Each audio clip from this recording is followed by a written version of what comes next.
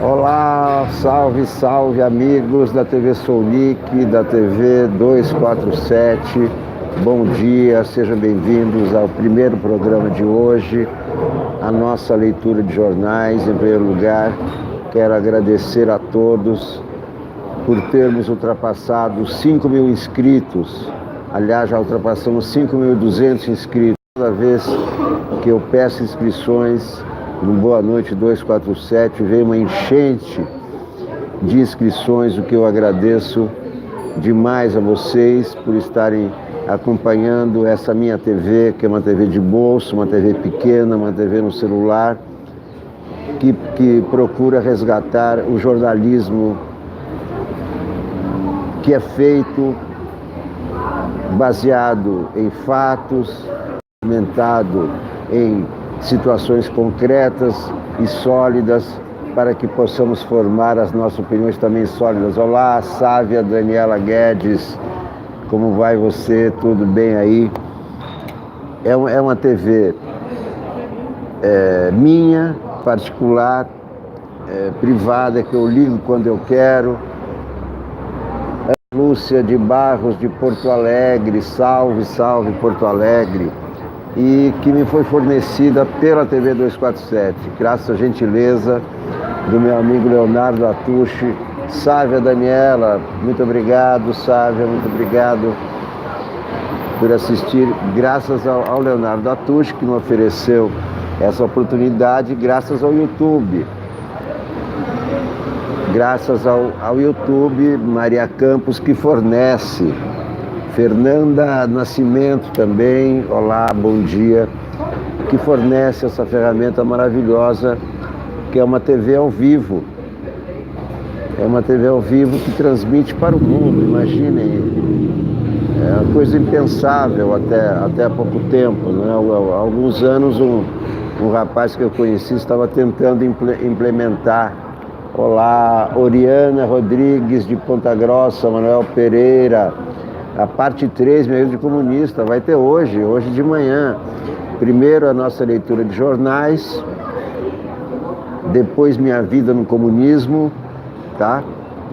Parte 3, vida no comunismo. Eu passo tudo de improviso, não estou anotando nada no papel, estou falando conforme as memórias aparecem, porque são memórias de 60 anos.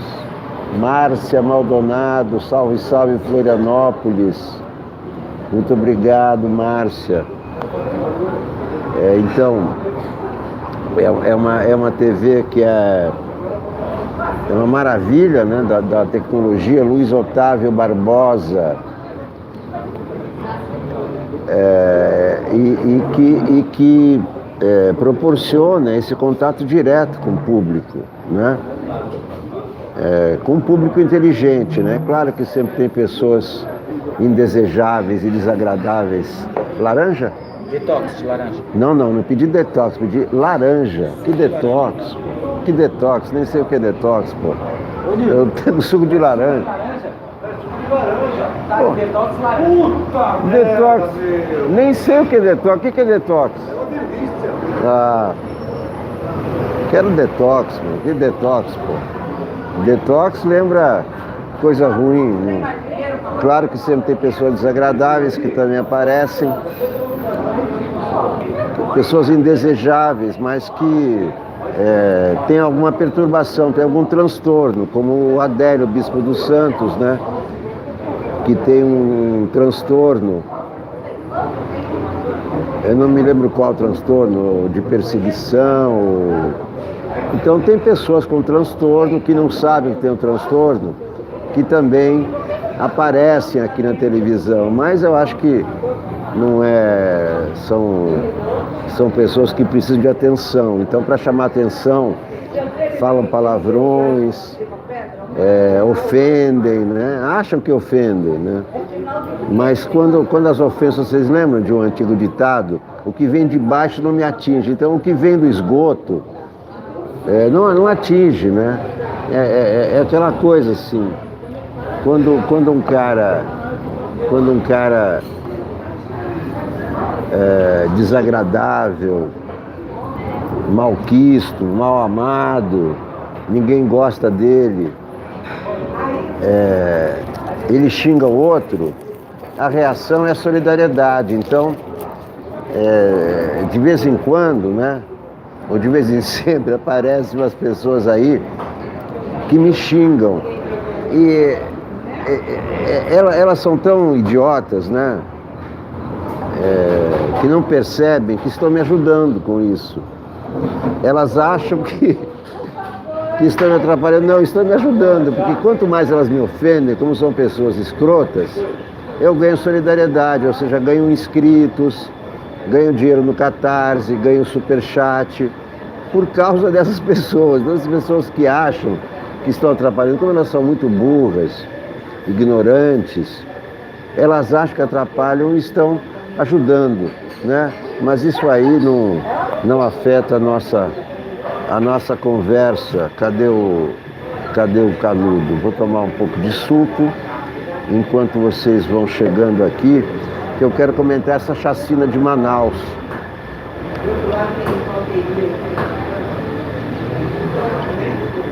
Não adianta o governo federal virar as costas para esse problema. O problema é do governo federal. As prisões superlotadas, essas chacinas. Primeiro, as facções dominam os presídios.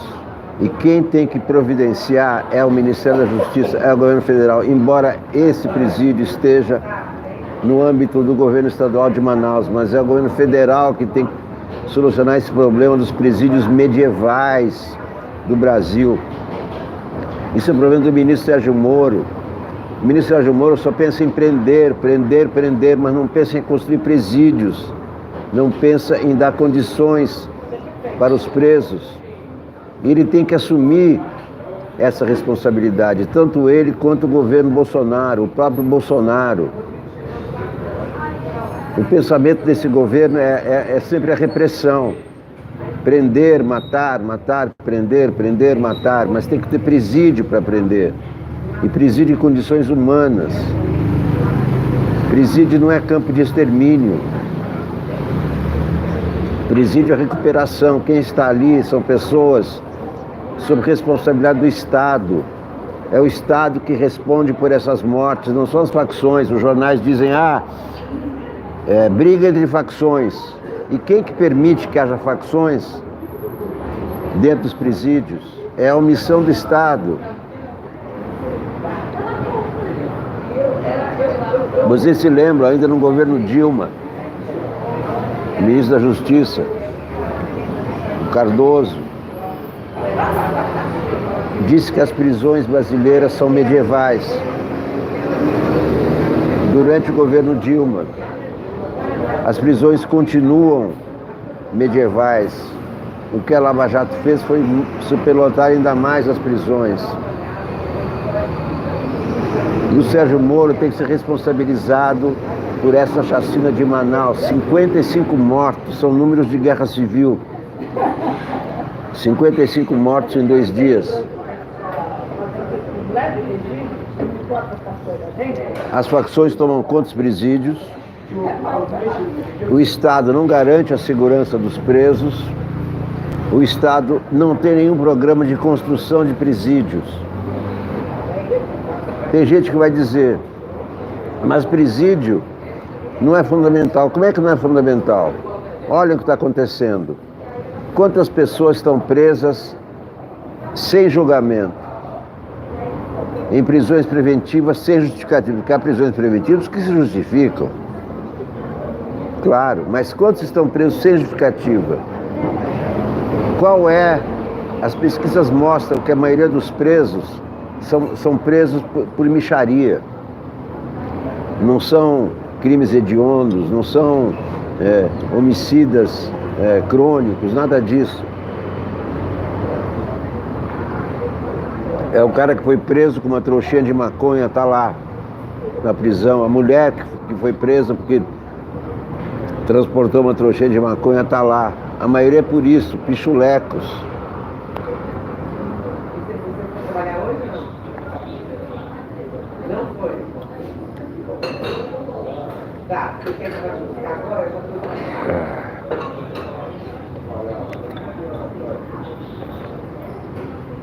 Então esse enfoque que a imprensa está dando à chacina de Manaus é incorreto. Tem que responsabilizar o governo, e o governo federal, e não as facções. Olha o que diz a Folha. Após uma rebelião no domingo resultar em 15 mortos, o governo do Amazonas registrou ontem mais 40 detentos assassinados em 4 presídios de Manaus. Presos começaram a asfixiar e matar colegas, conforme notaram a presença da polícia que buscava transferir de cela possíveis alvos. O Estado não controla os presídios, o Estado não garante a segurança dos presos, por isso tem que ser responsabilizado. Ou então para de prender, solta presos primários, presos por pichulecos, tem que soltar presos. De vez em quando o STF faz esse tipo de trabalho, faz um pente fino nas prisões e liberta uma enxurrada de pessoas que estão ali presos por nada. Roubou um bombom. Está cheio desses casos nos presídios. E o que acontece? As pessoas que cometeram crimes pequenos são mortas numa situação como essa. É briga de facções, o problema é que não há espaço nos presídios. Essa é a grande briga. Não há condições humanas. E quando não há condições humanas, todos viram animais. Um preso matando o outro com escova de dente afiada.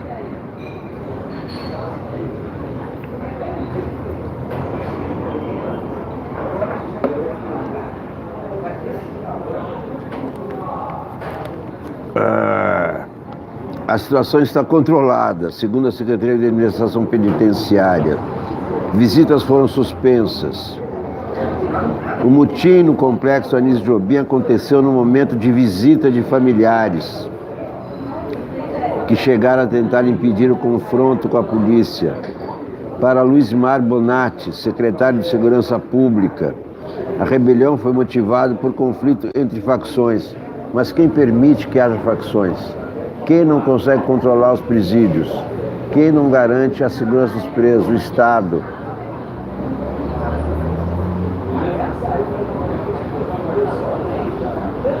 O tráfico na região é controlado pela família do Norte. Há 2 anos, uma disputa do grupo com o PCC resultou na morte de 126 presos no Amazonas, em Roraima e no Rio Grande do Norte. O Ministério da Justiça declarou que vai enviar, a pedido do governador Wilson Lima, força-tarefa de intervenção penitenciária a Manaus, com agentes federais de execução penal, para atuar dentro dos presídios. Desde 2017, a Força Nacional faz a segurança no interior das unidades. O ministro da Justiça tem que cuidar de melhorar as condições de construir presídios. Olá, Montevidéu, Anderson, Montevidéu, que bom. Salve Uruguai, salve Montevidéu. Terra de pessoas inteligentes. Olá, Cláudio X.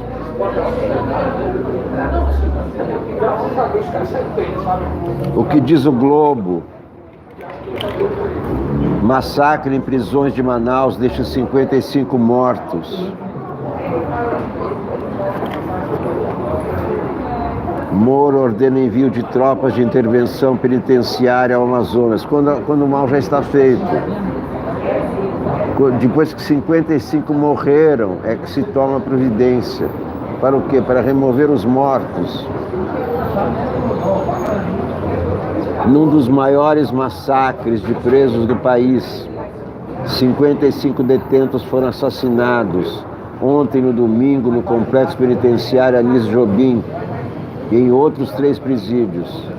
A maioria dos presos morreu por asfixia outros por perfurações com escovas de dentes afiadas. Olhem que horror! Escovas de dentes afiadas são usadas como armas. Autoridades amazonenses trataram o caso como briga de internos, mas o Ministério Público atribuiu as mortes a uma rixa entre integrantes de facção criminosa local. Estadão. Olha aqui a foto do Estadão, os parentes dos presos na porta do Anísio Jobim, Complexo Penitenciário Anísio Jobim.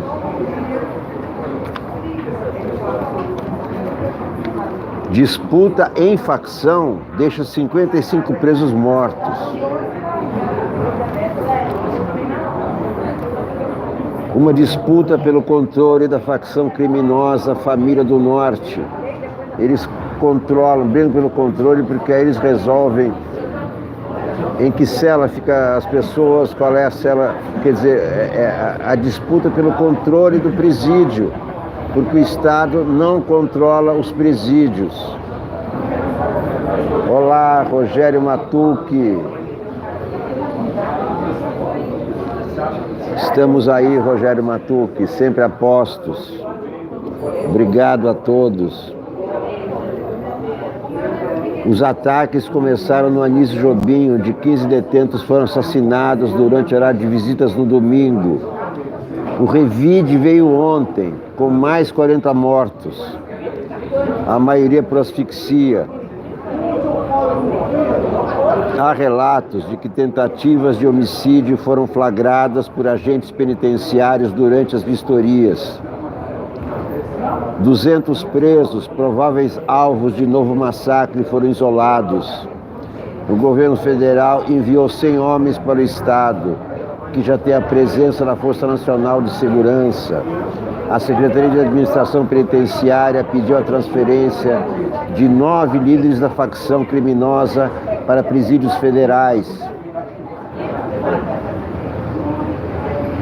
O governador do Amazonas, Wilson Lima, diz que é praticamente impossível impedir o massacre, como o que aconteceu no estado, mas afirma que o sistema está controlado. Não houve fuga, nenhum agente foi ferido, mas é o fracasso do Estado que não controla a penitenciária.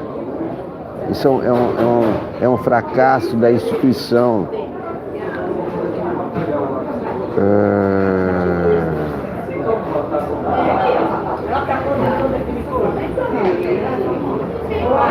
O governo federal tem que assumir a responsabilidade pelos presídios.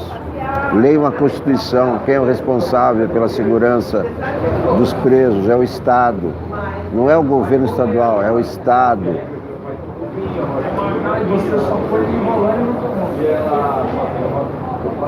Merval Pereira escreve: manifestações não dão carta branca ao presidente. Carlos Andreasa: bolsonarismo investe em cultura plebiscitária. Miriam Leitão: a lucidez de não ecoar discursos antidemocráticos.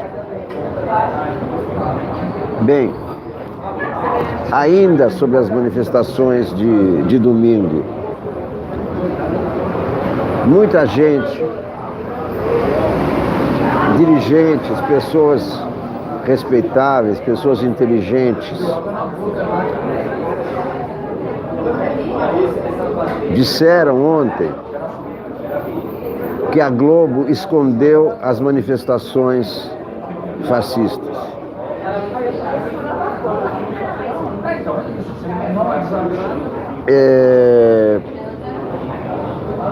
Eu acho que todos os meios de comunicação podem ser criticados. Merecem críticas, como todas as pessoas. Quem faz as empresas são as pessoas. As pessoas são imperfeitas. Claro que as empresas são imperfeitas. Agora, atribuir sempre a culpa à Globo, sempre, a culpa é da Globo, olha, a Globo escondeu, olha, a Globo ocultou, delém da Globo. vamos destruir a Globo.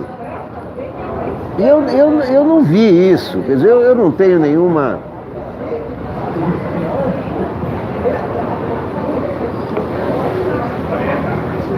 procuração para defender a Globo, nunca trabalhei na Globo, nunca vou trabalhar na Globo. Mas nas manifestações, pelo que eu vi, a maioria das pessoas não estava ali pregando o fim do STF e do Congresso, era a minoria. E alguns políticos, como eu vi o caso do Fernando Haddad, o caso da Gleisi Hoffmann, afirmaram isso, que a Globo escondeu. Ora, por que a Globo esconderia? Mas, então, falando nisso, aqui na Folha de São Paulo,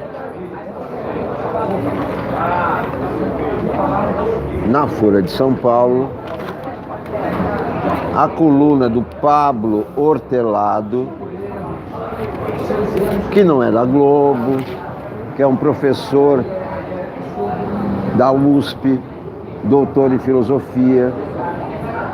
Pablo Hortelado escreveu o seguinte: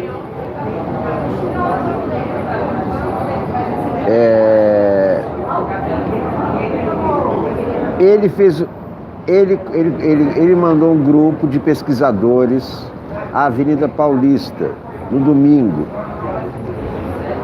que perguntaram aos manifestantes qual era o motivo da presença dele, o que tinha sido o determinante para irem às ruas. E aqui ele conta o resultado. O resultado foi surpreendente. Não foi o apoio à Lava Jato, que deu 8%, nem a rejeição ao STF, 6%, nem o rechaço ao Centrão, 6%, o que motivou os manifestantes, mas o apoio às reformas, genericamente, 75%. Não, é uma pesquisa feita por pessoas sérias, isentas, e que mostra exatamente o que a Globo mostrou. Então eu acho que não se pode sempre, a toda hora, jogar a culpa nos outros, jogar a culpa na Globo. Acho que as pessoas têm que assumir as suas responsabilidades e têm que enxergar os acontecimentos com um certo distanciamento. Porque os acontecimentos vistos com os olhos da paixão levam a distorções.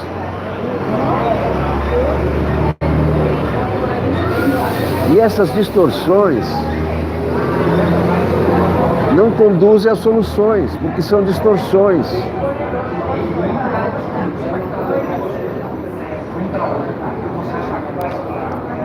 A charge da Folha aqui, olha aqui,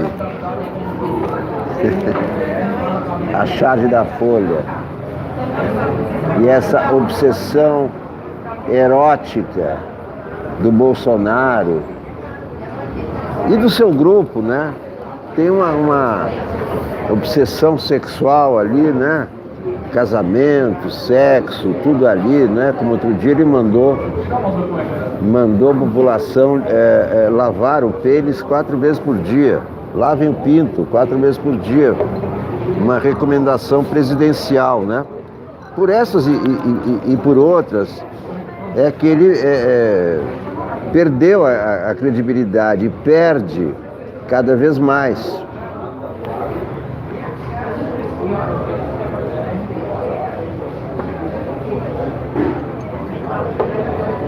E agora, no day after da manifestação,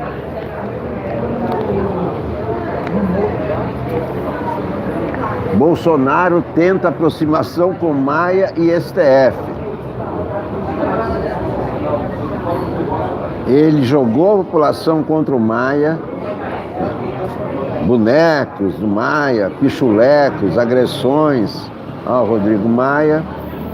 No dia seguinte ele quer aproximação. É típico de bipolares, né? Pessoas com transtorno bipolar, alertado de que as manifestações de domingo causaram mal-estar com o ativo judiciário. Jair Bolsonaro convidou o deputado Rodrigo Maia, o senador Davi Alcolumbre e o ministro Dias Toffoli para um café da manhã. A ideia é propor um pacto pelo Brasil. Agora ele quer um pacto pelo Brasil. Tudo bem, eu acho que é necessário pacificar, mas pacificar mesmo. Não só da boca para fora, não só, né, parar com as agitações, parar com o Olavo de Carvalho, deixar os filhos trancados em casa. Bem, ontem o acontecimento mais momentoso foi isso aqui, né? A morte do jovem que estava começando a fazer sucesso, que fez um imenso sucesso com Jennifer. O avião que caiu. E mais uma vez, avião que levava Gabriel Diniz não poderia voar como táxi aéreo. O mesmo caso do Boechat. Conhecido pelo sucesso Jennifer, um músico de 28 anos, ia da Bahia para Alagoas ontem, quando o monomotor em que viajava caiu em Sergipe. O avião não tinha autorização para funcionar como táxi aéreo. Diniz, o piloto morreram. Merval Pereira escreve: manifestações não dão carta branca ao presidente. Quem lê os jornais todos os dias sabe que todos os jornais são críticos ao Bolsonaro, desde o início do governo. O Globo, o Estado e a Folha, que são os principais jornais do país, eles criticam Bolsonaro todos os dias e corretamente. Esse é o papel da imprensa.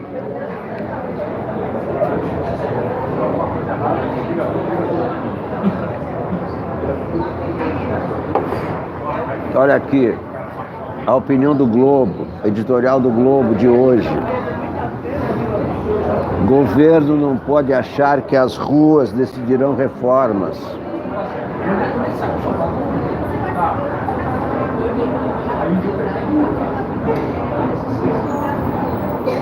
O domingo de manifestações em favor do governo Bolsonaro, realizadas em 156 cidades, em 26 estados e o Distrito Federal, serviu para mostrar que a direita chegou mesmo às ruas, que era o monopólio da esquerda até junho de 2013, quando atos espontâneos, à margem das máquinas sindicais lulopetistas, denunciaram a má qualidade dos serviços públicos e da infraestrutura. É possível inferir que a grande maioria dos que se vestiram de verde e amarelo no fim de semana seja bolsonarista de raiz, sem representantes daquela parcela dos eleitores do ex-capitão que votaram nele movidos por um forte sentimento antipetista. Demonstram pesquisas que estes já abandonaram o presidente. O pretexto da mobilização foi a resposta a passeatas, também realizadas em todo o país, em defesa da educação, depois que o novo ministro da área, Abraham Weintraub, fez um pronunciamento desastrado para anunciar cortes no MEC, quando na verdade era um contingenciamento. O bolsonarismo entendeu que deveria responder às manifestações de esquerda, entre aspas. Embora a defesa da educação seja uma bandeira suprapartidária, foram então organizadas as passeatas a favor do governo, algo pouco visto e que costuma ocorrer em regimes autoritários, como o de Nicolás Maduro na Venezuela. A iniciativa abriu espaço à extrema-direita pregar o fechamento do Congresso e do STF, uma manifestação golpista. Bolsonaro agiu de forma correta ao desautorizar este discurso. Enfim, a presença desses radicais foi desprezível. Quanto mais não seja, o domingo serviu para reafirmar a popularidade de Sérgio Moro, que tem sido batido no governo em questões como a das armas, e demonstrar um inédito apoio ao ministro da Economia, Paulo Guedes. Passada, porém, a manifestação a favor, deve o governo se voltar aos entendimentos com o Congresso, espaço institucional para as mudanças necessárias nas leis, a fim de que o país saia da estagnação em que se encontra. Não pode considerar que avanços que venham a ser alcançados na reforma da Previdência e outras se deverão às pressões das ruas, usadas quase sempre com intenções antidemocráticas. E ao lado do editorial, Merval Pereira escreve um artigo com o título Sem Carta Branca.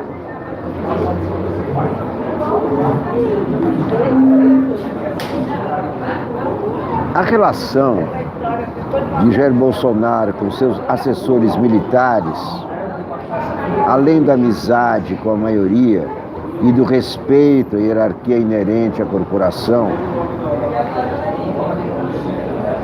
tem um ingrediente especial: o respeito pela sua vivência na vida partidária dentro do Congresso. Quando algum assunto relativo à política está sendo tratado, Bolsonaro é direto com quaisquer de seus interlocutores militares e civis não políticos. Quem entende de política aqui sou eu. Os militares são os mais impressionados com a habilidade, pois, ao entrarem no ministério, entraram também em um mundo político que desconhecem. Ao dizer que as manifestações de domingo foram maiores do que se esperava, o general Augusto Heleno está refletindo essa admiração pela atuação de Bolsonaro na arena política. Para muitos que estão de fora, o presidente tem feito trapalhadas seguidas, sendo obrigado a se retratar e a voltar atrás frequentemente. Esses já são a maioria, segundo as pesquisas. Os militares, no entanto, estão convencidos de que tudo não passa de uma estratégia muito bem montada por Bolsonaro. A força das manifestações de domingo demonstraria o acerto do comportamento errático do presidente. Um dia, replicou em seu Twitter convocação para as passeatas, quando elas ainda eram focadas em atacar o Congresso e Supremo, defendendo até mesmo o fechamento das instituições simbólicas da democracia. No outro, orientou seus ministros e assessores a não irem às manifestações e desautorizou usarem seu nome em reivindicações não democráticas. A tática do morde e assopra, como agora, que se desculpou por ter chamado os estudantes de idiotas inúteis, seria uma maneira de manobrar entre os obstáculos políticos para chegar a um objetivo: No caso, a aprovação da reforma da Previdência. Da mesma maneira, as frequentes gafes que comete, como se reunir com ministros usando uma camisa do Palmeiras, ou servir pão com leite moça para o secretário de Defesa dos Estados Unidos, John Bolton, fariam parte de um jogo de cena para manter sua imagem popular. Parecido com Jânio Quadros, que comia sanduíche de mortadela em público ou espalhava caspa no terno. Collor também usou esse estratagema. No domingo, Bolsonaro conseguiu o que os dois tentaram em vão. Jânio renunciou pensando que o povo o levaria de volta ao governo. Collor pediu para saírem de verde e amarelo e todos saíram de preto. Bolsonaro conseguiu uma vitória parcial. As manifestações não foram desprezíveis, como ressaltou o general Heleno, mas não foram suficientes para levá-lo a ter poderes acima do Congresso e do Supremo Tribunal Federal, que continuarão, como a imprensa, a fazer o papel de contraponto ao poder do Executivo. Haveria outros objetivos de maior profundidade, como a tentativa de impedir a política de troca de favores com os parlamentares e fazer um enfrentamento às corporações que dominam o espaço público a seu favor. Logo ele, representante do baixo clero, que passou 28 anos na Câmara defendendo corporações militares e assemelhadas e convivendo com a velha política sem denunciá-la.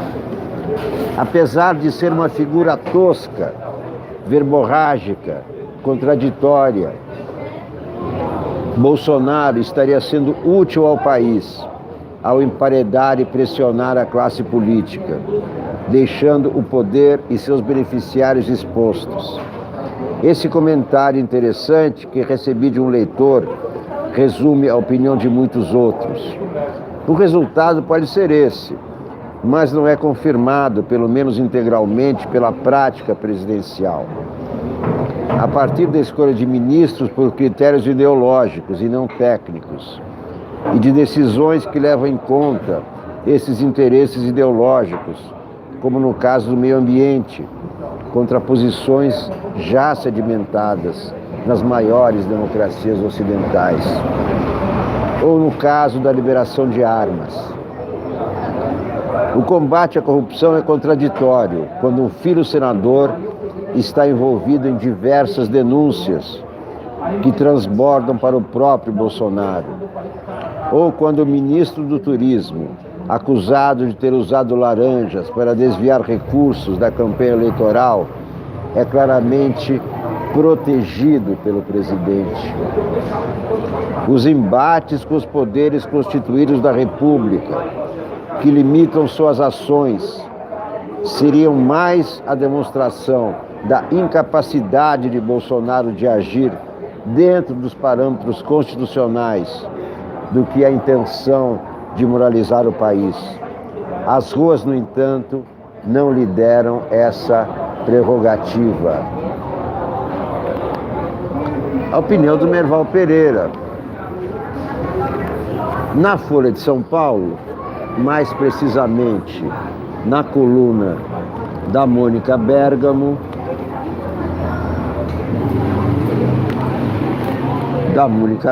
as especulações a respeito do que virá. E agora? O que vai acontecer? O que fazer? Tem impeachment? Não tem impeachment? Mourão é confiável? Não é confiável? Esse debate continua a mil em Brasília. Os debates sobre eventual impeachment de Jair Bolsonaro, diz a coluna da Mônica Bergamo,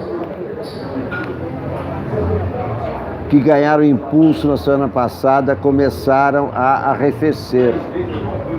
Os debates sobre impeachment começaram a arrefecer. Por quê? As razões principais são duas. O vice-presidente, Hamilton Mourão, não inspira confiança suficiente no universo político para ganhar apoio e assumir o cargo. Situação oposta à de Michel Temer quando era vice de Dilma Rousseff. Porque é o seguinte, quando tem um impeachment, há um terremoto institucional. De repente o cara que assume fecha o Congresso, alegando instabilidade. É isso que o Congresso teme. Que o Hamilton Mourão, você se lembra, falou em autogolpe, justificou, disse que não tem problema nenhum. Escreveu uma nova Constituição sem constituinte.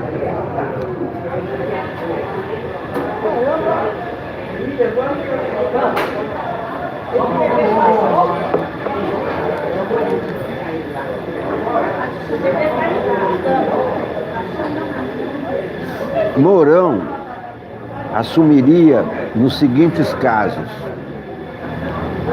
impeachment, renúncia ou morte do presidente. Ele só não ocuparia a presidência se o TSE cassasse a chapa. Bolsonaro e Mourão. Se isso ocorrer, antes de Bolsonaro e Mourão completarem 2 anos de mandato, seriam convocadas eleições diretas. Essa seria a solução ideal. O TSE caça a chapa devido às inúmeras ilegalidades praticadas durante a campanha, que o TSE deixou barato, deixou passar, mas ainda pode caçar o diploma. Isso aí não está descartado. Então, se isso ocorrer, se a chapa for cassada até em 2 anos, até 2020, eleições diretas. Se for depois de 2 anos, eleições indiretas. A segunda razão de bloqueio do impeachment é que o tema está, neste momento, fora da agenda do presidente da Câmara. É o que eu tenho dito. A agenda do Rodrigo Maia é a reforma. Ele não vai colocar, ele não vai abrir nenhum impeachment agora. Sem a anuência dele, que comanda a pauta do parlamento, propostas de impedimento não conseguem prosperar. Maia já afirmou a interlocutores que se os deputados pregam o fortalecimento das instituições, não podem recorrer a atalhos antidemocráticos, tentando criar um ambiente sem base para o impeachment. Se bem que o Bolsonaro já deu motivos para o impeachment, sem dúvida.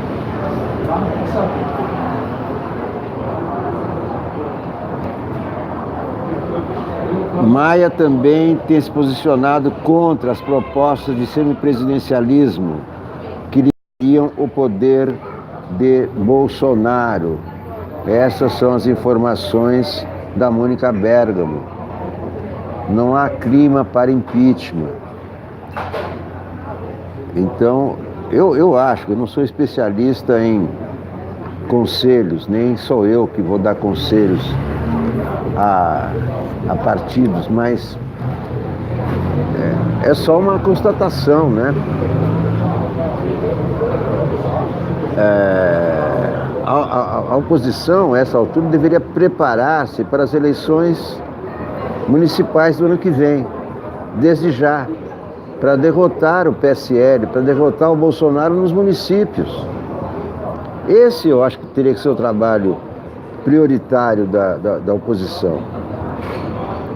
Pressionar o governo, claro que é importante, tem que pressionar o governo. Os estudantes foram às ruas, pressionaram e o contingenciamento diminuiu. É importante a mobilização dos estudantes, mas eu acho que o mais importante, o prioritário, é ganhar as eleições municipais de 2020. E para que aconteçam essas vitórias, as alianças têm que ser negociadas desde agora. Já estamos na metade de 2019.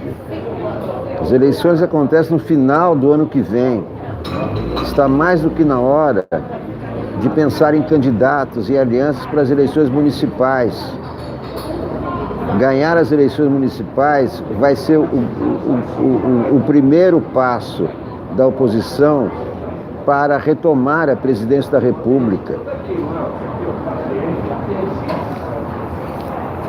Fachin suspende venda de gasodutos da Petrobras, fechada por 8,6 bilhões. Então esse é o caso do STF.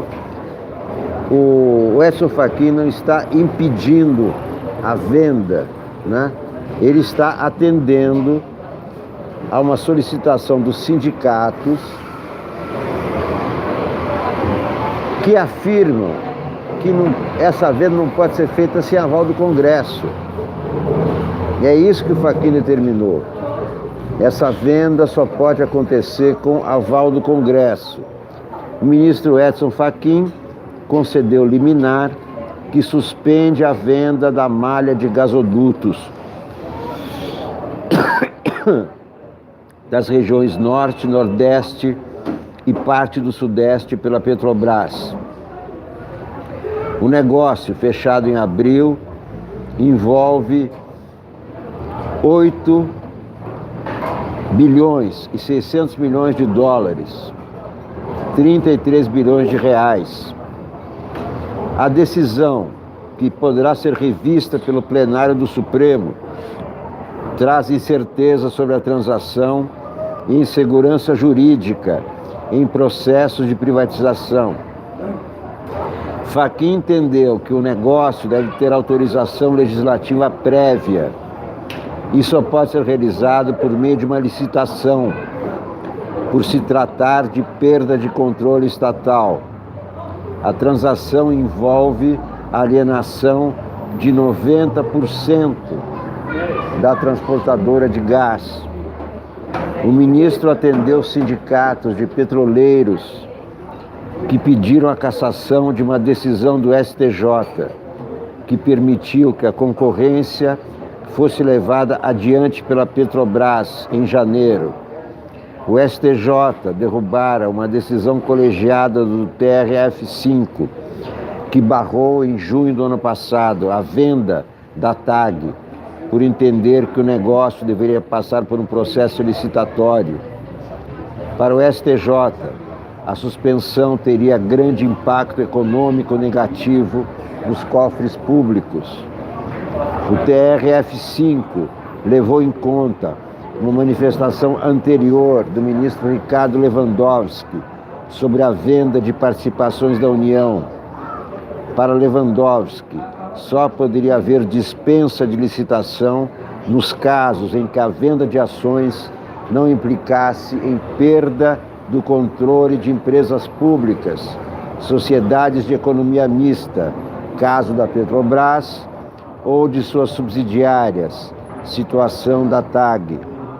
Com o acórdão do STJ, a Petrobras conseguiu concretizar a transação com um consórcio formado pela Engie, maior geradora privada de energia, e pelo fundo canadense Caisse de Dépôt et Placement du Québec. O negócio prevê o pagamento de 8 bilhões e 600 milhões de dólares à Petrobras, incluindo dívidas da TAG com o BNDES. A venda também obteve aprovação do CAD no início do mês. O órgão antitrust entende que o negócio não geraria risco de concentração de mercado. Para Fachin, contudo, o STJ afrontou a determinação de Lewandowski, ainda que por vias oblíquas ou indiretas, ao permitir a continuidade do procedimento de venda de ativos sem a necessária e prévia licitação e sem autorização legislativa. O tema deverá ser apreciado em plenário, mas ainda não entrou na pauta da Corte. A Petrobras afirmou que ainda não foi notificada sobre a decisão de Fachin. A estatal disse ainda em nota que avaliará a decisão e irá tomar as medidas cabíveis em prol dos seus interesses e de seus investidores, e que reforça a importância dos desinvestimentos através da gestão de portfólio para a redução do seu nível de endividamento e geração de valor. Essa é a questão em torno da suspensão da venda de gasodutos. Não é venda de refinarias, nada disso, tá? Venda de gasodutos da Petrobras. O Estado de São Paulo. Vamos ver o Estadão.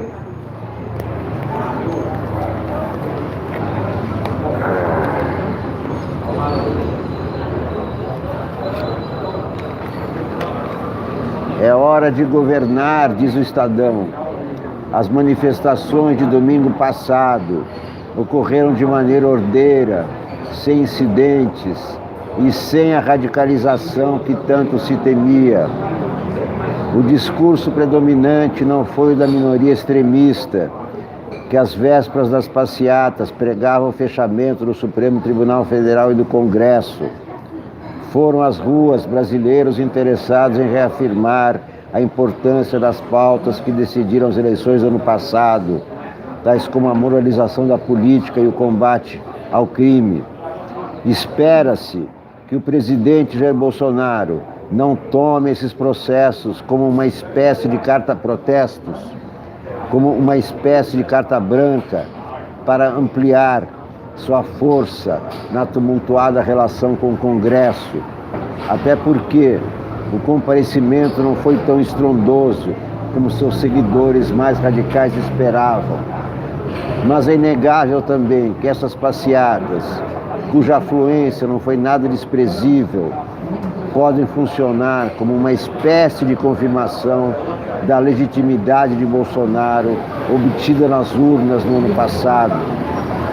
Nesse sentido, o presidente deveria aproveitar essa segunda oportunidade que seus eleitores lhe deram para, enfim, fazer política e governar o país. Bolsonaro precisa estar à altura desse desafio. O presidente não pode se contentar apenas em passar a história como aquele que derrotou o PT. Para começar, deve parar de dividir o país entre nós e eles, isto é, deve parar de estimular a hostilidade contra os que dele discordam.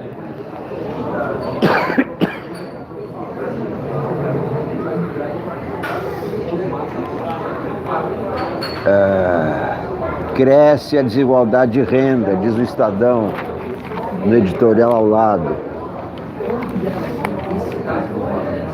Após atos, Bolsonaro acena legislativo e judiciário. Um dia após elogiar as manifestações de rua, Jair Bolsonaro decidiu fazer um afago na direção do Congresso e do STF. A ideia é procurar uma reaproximação com os chefes dos poderes, adotando como mote a proposta de um pacto pelo Brasil. A sugestão partiu de Toffoli, ainda em fevereiro, mas nunca saiu do papel. Nos bastidores, integrantes do Congresso e do Judiciário avaliam com desconfiança o que chamam de movimentos erráticos de Bolsonaro. Mesmo assim, muitos veem a necessidade de alinhavar um acordo de cavalheiros para evitar que as crises política e econômica se aprofundem. Sempre tem essa ideia em discussão de pacto. O Brasil discutiu várias vezes o pacto, mas isso aí não sai do papel. Que na hora do vamos ver, o pacto é esquecido e voltam as hostilidades e os atritos. Coluna do Estadão. Maia busca grupo para montar agenda positiva. Rodrigo Maia convidou um grupo de deputados e membros da equipe econômica para tentar pôr em pé uma agenda conjunta. O presidente da Câmara, alvo dos atos pró-Jair Bolsonaro, tenta se descolar do centrão e construir uma frente suprapartidária com parlamentares, alguns de primeiro mandato, em busca de proposições. Entre os convidados estão Pedro Lupion, DEM do Paraná, Kim Kataguiri, DEM de São Paulo, que horror, Silvio Costa Filho, PRB Buco, e Tabata Amaral, PDT São Paulo. O ministro Paulo Guedes é aguardado no encontro de hoje na casa de Maia. Maia se esforça também para se consolidar como defensor da Lei de Responsabilidade Fiscal, que volta à pauta do Supremo nesta quarta-feira. Consultada por Maia, TCU entendeu que contratados por governos estaduais, por meio de organizações sociais, precisam ser contabilizados como despesa de pessoal pela LRF. A decisão atinge em cheio São Paulo e Goiás. Pesquisa da consultoria Atlas Político, a pedido da coluna, indica que por uma margem estreita, 47,4% dos brasileiros se dizem favoráveis às manifestações de domingo. Metade dos entrevistados defende os protestos que tiveram Rodrigo Maia como alvo.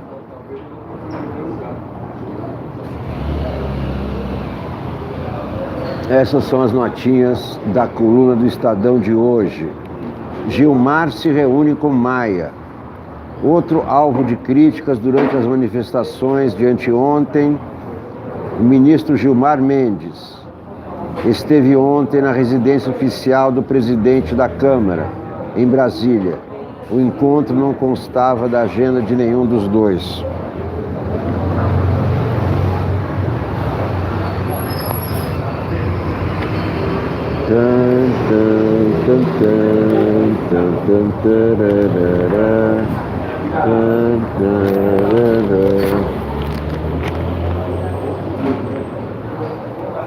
O bolsonarismo existe, escreve Eliane Cantanhede. O principal resultado das manifestações de domingo foi confirmar que a eleição de Jair Bolsonaro à presidência não foi só um episódio e que o bolsonarismo vingou. Ocupou um vácuo político na campanha e se consolida com a rejeição ao que o próprio presidente chama de velha política, e os seus filhos e os olavistas desdenham como establishment, mas tem um nome: instituições, à frente os poderes da República. O bolsonarismo fecha os olhos, os ouvidos e a razão ao despreparo e aos erros crassos de Jair Bolsonaro em nome de algo maior, uma ideologia, o conservadorismo de costumes, as reformas liberais e o combate ao crime. Mas a liga mais poderosa é a rejeição ao Congresso, o Supremo, à mídia, ou seja, ao sistema. A economia derrete, mas o presidente dá prioridade a armas e transforma suas crenças pessoais em política de Estado, contra a defesa do meio ambiente, as universidades, as pesquisas, a área de humanas. E ele rechaça os políticos, mas dá um excesso de poder nunca visto aos próprios filhos. Aliás, políticos, um deles enrolado com esquema no Rio que pode ser tudo, menos uma saudável nova política. Bolsonaro já derrubou ações da Petrobras, criou sobressaltos na Caixa Econômica Federal, assustou a comunidade internacional, gerou temores na China e no mundo árabe e se mete despudoradamente nas eleições da Argentina. O bolsonarismo, porém, não está nem aí para isso. Prefere acreditar e alardear pelas redes sociais que é tudo fake news, perseguição de uma imprensa esquerdista e mal intencionada. O que importa para o bolsonarismo não é Bolsonaro, é o que ele representa. Bolsonaro é fraco, mas a simbologia ou o marketing dele é forte. Quem foi às ruas em mais de 150 municípios comprou a ideia de que ele é como um Dom Quixote contra os males e os maus do Brasil. Mas eles precisam tomar cuidado. A existência do bolsonarismo automaticamente projeta o anti-bolsonarismo. Manifestações a favor, aliás, inéditas em início de governo, chamam manifestações contra. Isso significa uma polarização perigosa, o nós contra eles da era do PT, com sinal contrário. As multidões de domingo foram uma demonstração de força e produziram fotos poderosas, mas elas já lançam até os potenciais líderes de hoje e do futuro. Quem desponta entre os bolsonaristas é Sérgio Moro, mas ele é muito além disso, rechaçado por petistas, endeusado por diferentes frentes e setores da sociedade. E quem surge no horizonte para comandar o antibolsonarismo? O presidente da Câmara, Rodrigo Maia. Quanto mais o bolsonarismo eleger Maia como inimigo número 1, mais ele ganha força no antibolsonarismo, difuso e ainda confuso, mas real. Rodrigo Maia é o líder da oposição. É isso que está acontecendo no Brasil. Rodrigo Maia é o líder da oposição a Bolsonaro. Meus amigos, minhas amigas, muito obrigado por assistirem essa transmissão ao vivo com a leitura de jornais, comentários a respeito das notícias e das opiniões dos vários colunistas. Peço mais uma vez, por favor, compartilhem muitos likes, peçam novas inscrições, já superamos os 5.200 inscritos e vamos muito além. Eu sempre faço transmissões ao vivo. A TV Sounic não trabalha com fake news nem com teorias da conspiração, somente com fatos sólidos, para que possamos formar nossas opiniões a partir de verdades. Nem sempre são verdades absolutas, mas é importante buscarmos a verdade para chegarmos às soluções. Enquanto não buscarmos o que está por trás, o que está no fundo, o que move as causas, não chegaremos também a conclusões corretas. Muito obrigado a todos por assistirem. Eu volto a qualquer momento com mais uma transmissão ao vivo. Muito obrigado.